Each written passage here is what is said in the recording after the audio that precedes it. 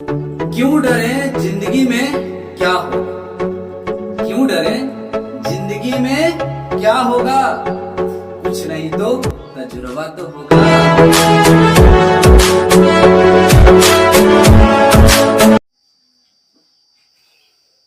चलो देखना है दोस्त, पिछले क्लास में हम सब देखे थे कि माध का पार्ट 4 हम सब देख लेते हैं और इस क्लास में है ना पार्ट 5 देखेंगे।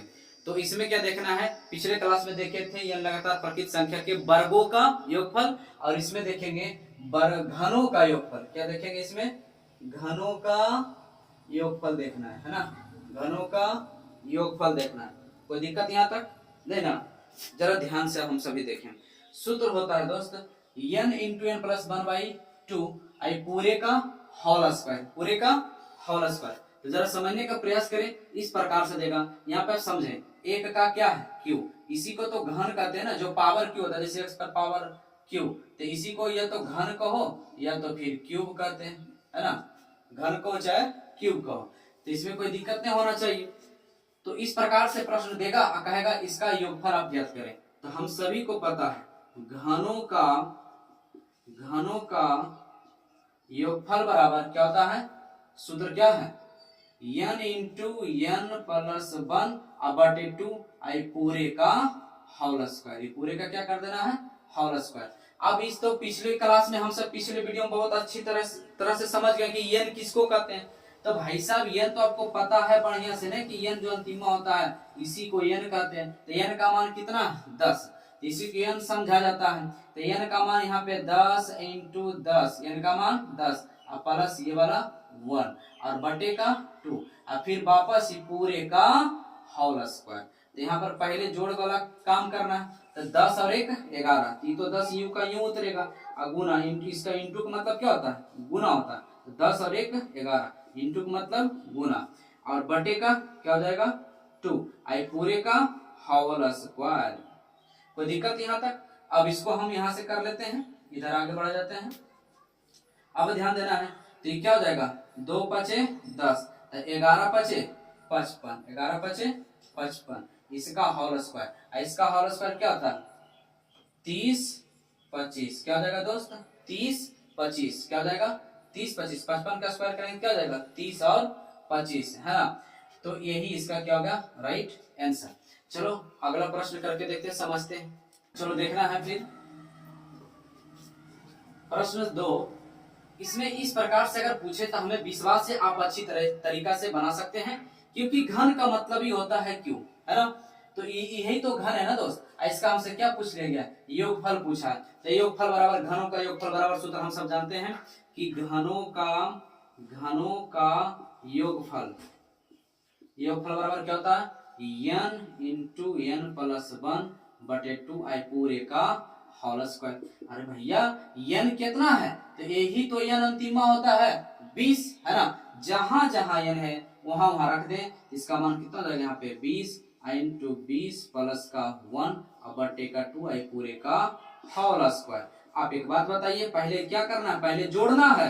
तो 20 यूं का यूं रहेगा, इंटू मतलब अभी बताएं गुना, अब 20 और 1 21 और बटे का 2 आई पूरे का होल स्क्वायर, पूरे का होल स्क्वायर। तो 10 दूनी 20, तो बचा कितना आपके पास? सॉरी यहाँ पे देखो 20 और 1 21 ना होगा दोस्त, यहाँ पे 20 और 1 21 ना होगा, क्लियर ना। तो 10 दूनी 20, तो यहाँ पर बचा हमारे पास कितना भाई साहब? जब गुना मतलब 10 गुने 21 आई पूरे का होल स्क्वायर, यही बचा।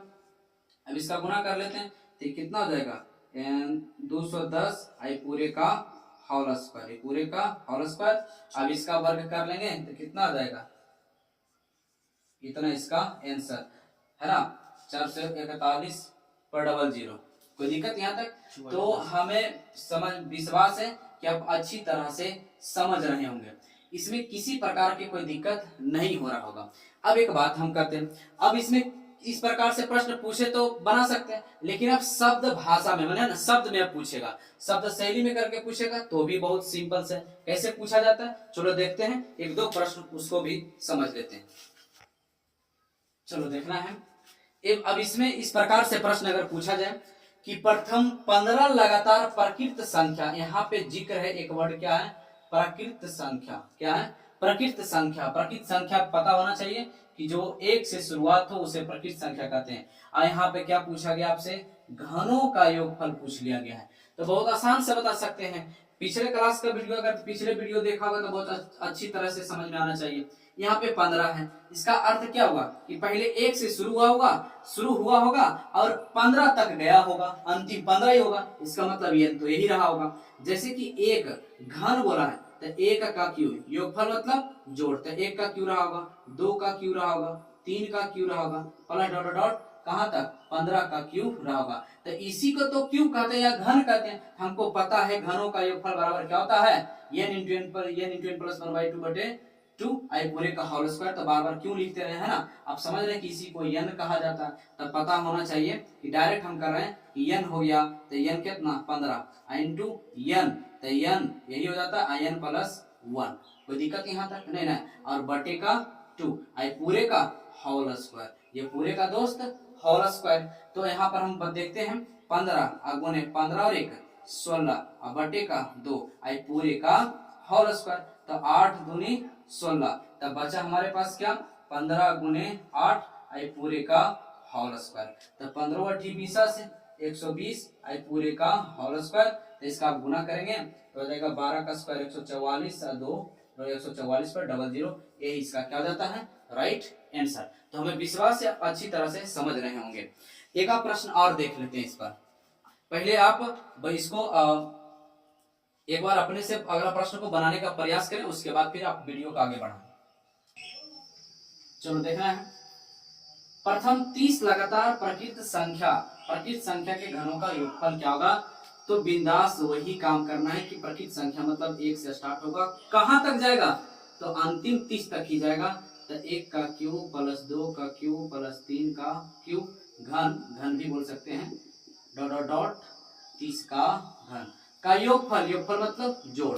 तो आसानी से हम सभी को तो पता है ना या भाई कि घनों का योगफल होता है n × n प्लस 1/2 आई पूरे का होल स्क्वायर। n इसमें कौन है? तो n यहाँ पे भाई साहब 30 है। तो यहाँ पर जहां जहां n है वहां पे 30 रख दिया जाए। तो यहाँ पे 30 × 30 प्लस 1 और बटे का 2 और पूरे का होल स्क्वायर। अब यहाँ से करना है, ये कितना हो जाएगा? 30 गुने 30 और 1 31 और बटे का 2 और पूरे का होल स्क्वायर। फिर आगे यहाँ से बढ़ना चाहिए। तो 15 दूनी 30, तब बचा कितना भाई साहब?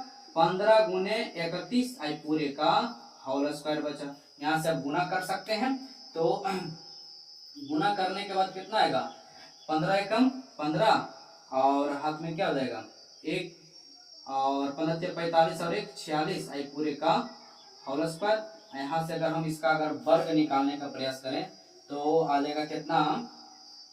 21 62 25। यही इसका क्या हो जाएगा? Right answer. तो हमें विश्वास है कि आप घनों का योगफल सीखें। तो ये जो पार्ट है इसमें प्रकृत संख्या वाला में अभी आप तरीका से अभी पूछा जाता है कैसे कैसे, अभी आप भी सीखेंगे। तो n लगातार प्रकृत संख्या का योगफल, n लगातार प्रकृत संख्या के घनों का योगफल, n लगातार प्रकृत संख्या के वर्गों का योगफल, हम ये सब देख लें। तो अब आगे का प्रश्न देखते हैं। चलो देखना है। तो इसमें अब क्या देख रहे हैं? नोट अगला देखना है, ध्यान से समझने का प्रयास करना है कि जब अंकों का अंतर समान हो, बोले तो बराबर हो, जब अंकों का अंतर बराबर हो तब औसत बराबर या माध्य बराबर अगर पूछ लिया जाए तो बहुत सिंपल है, करना कुछ नहीं है। First term plus into last term बटे 2, मतलब प्रथम पद प्लस अंतिम पद बटा 2। शायद नहीं समझ होंगे तो आप एग्जाम्पल से समझने का प्रयास करें। देखिए कैसे। पहले अंतर किसको कहा जाता है? अंतर के मतलब होता है घटाव। जैसे कि हम कहें कि 5 - 2, ये इसका, ये 3 क्या, ये इसका अंतर है ना। तो अंतर समान होना चाहिए, कैसे भी समझे आप। पहले एग्जाम्पल के द्वारा हम समझते हैं। क्वेश्चन नंबर 1 से समझते हैं। क्वेश्चन 1 करते हैं। मान लिया जाए किस प्रकार से दिया जाए 2 4 6 8 है ना 10 डॉट डॉट डॉट इसी प्रकार से 20 तक का कहते माध्य ज्ञात करें या फिर औसत ज्ञात करें। औसत ज्ञात ज्ञात करें, औसत ज्ञात करें। समझे तो अब औसत बराबर कितना तो सब सूत्र जानता है, माध्य बराबर औसत को ही माध्य करती तो सभी को पता है। तो क्या होता है कि कुल संख्या का योग बटा कुल संख्या, है ना। तब ऐसी बैठ के करते रहेगा, 2 + 4 + 6 + 8 सभी को जोड़ेगा, फिर बटा कुल कितना संख्या 20 करेगा, ऐसे करते रहेगा। तो आपको ऐसे नहीं करना है, थोड़ा सा आपको दिमाग लगाना है कि हम यहाँ पे कुछ नोट लिखा है, इस नोट को आपको ध्यान में थोड़ा सा रखना है कि जब अंकों का अंतर बराबर हो तो करना कुछ नहीं, जब अंकों का अंतर जब अंकों का अंतर बराबर हो या समान हो तो कुछ नहीं करना, केवल आप सभी को प्रथम पद तथा अंतिम पद बटा जोड़ के आधा कर देना है, वही आपका क्या हो जाएगा, आंसर हो जाएगा। अब पहले ये तो पता लगाना जरूरी है, क्या अंतर समान है सभी का, तो ये पहले जानना है। तो यहाँ चेक करते हैं, इसमें अगर हम घटे आएंगे तो कितना बचेगा, 2। ये माइनस प्लस पे ध्यान मत देना, है ना, माइनस प्लस पर ध्यान देना कि माइनस द्वारा चाहिए द्वारा, तो इसमें कोई ध्यान देना, पर सब में अंतर सेम ही आना चाहिए। इसमें अगर हम घटाएं 6 में से 4 तक कितना जाएगा, 2। इसमें अगर घटाएं तो भी कितना अंतर आएगा, 2। इसे घटाएंगे तो मैंने सबका अंतर क्या रहा है, सभी का अंतर क्या है भाई साहब, बराबर है। यस या नो, बराबर है ना, तो इसी को अंतर कहा जाता है। तो इसीलिए हम कहें जब अंतर समान दिखे, बराबर दिखे, तो आपको कुछ नहीं करना है, सीधे आपको करना क्या है, सूत्र बताएं, प्रथम पद, तो इसी को कहा जाता है प्रथम पद, इसको कहा जाता है अंतिम पद। फिर से एक बार, इसको क्या कहा जाता है, प्रथम पद, इसको क्या कहा जाता है, अंतिम पद। तो इसी को कहा जाता है, शुरू वाला को प्रथम पद कहा जाता है और अंतिम वाला को अंतिम पद कहा जाता है, अंतिम पद कहा जाता है। तो सूत्र इसका क्या बना, 2 प्लस माध्य बराबर ने पूछा, माध्य बराबर तो हो जाएगा कौची, माध्य बराबर प्रथम पद प्लस अंतिम पद बटा 2, तो 2 प्लस कितना 20 अब बटे का 2, बटे का 2, तो क्या हो जाएगा, इसको पहले जोड़ना है कि नहीं काटना है, पहले जोड़ देना है। तो 20 और 2 22 अब बटे का कितना 2, तो काट देंगे कितना बनेगा 11। कोई दिक्कत यहाँ तक, है ना। अब अगर चाहते कि ना हम पेन यूज नहीं करें, नहीं पेन यूज करना है, तो बहुत और भी सिंपल है, आपको करना क्या, केवल दोनों के जोड़ के आधा कर दो, तो कितना है ये 20, अब 20 है 2 22, अब 22 क्या था 11, right answer. No pen no paper, आप केवल मन से दिमाग से आंसर लगा सकते हैं, कोई दिक्कत यहाँ तक। और एक एग्जांपल देख लेते हैं, अगर मान लिया जाए आपसे इसी क्वेश्चन के कहे कि 2 4 6 8 डॉट डॉट डॉट डॉट अगर 112 तक आपसे पूछ दिया जाए का औसत ज्ञात करें, औसत ज्ञात करें, औसत ज्ञात करें, तो क्या आपको इसमें डराना है, आप बैठ के आप ऐसे 1 से लेके 2 से लेके क्या आपको जोड़ना है, बिल्कुल नहीं जोड़ना है। यही सब तो क्या होता है कि अधिकतर स्टूडेंट गलत करता है। बिंदास हम देखेंगे भाई साहब अंतर कितना है, 2 2, अंतर कितना 2, मतलब सभी का अंतर क्या है, समान है। जब अंतर समान है तो करना कुछ नहीं है, जोड़ दो सीधे, कितना है, सीधे यहाँ पर 2 प्लस 112 जोड़ दो, इसका आधा कर दो, बटा के 2 कर दो, यही तो प्रथम पद प्लस अंतिम पद बटा 2, तो जोड़ देंगे तो भाई साहब 114 बटे 2, इसको काट देंगे, 5 दूनी 10 7 दूनी 14 बोले तो 57 आंसर। कोई दिक्कत यहाँ तक, 57 आपका आंसर। तो हमें पूर्ण विश्वास है कि आप अच्छी तरह से समझ गए होंगे।